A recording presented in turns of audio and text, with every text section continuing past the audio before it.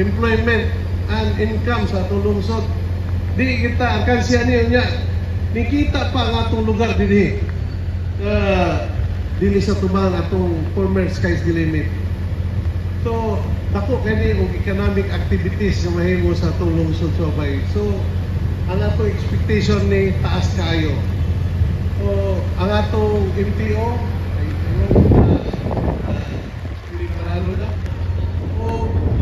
ang pagtunan sulti yun nung adlaw kay giuwan dog yun grabe, sigurado, sure Ma'am Evelyn nga very lucky yun ang atong pag-put up of McDonald's din sa itong lungsod Subay. Daghang kayong salamat, pakpakan itong McDonald's kaya rin sa short nga sa kanunay ang suporta sa LGU by magpabiling hantod sa kanunay. Daghang salamat, nahimbunta ka na ito tanan.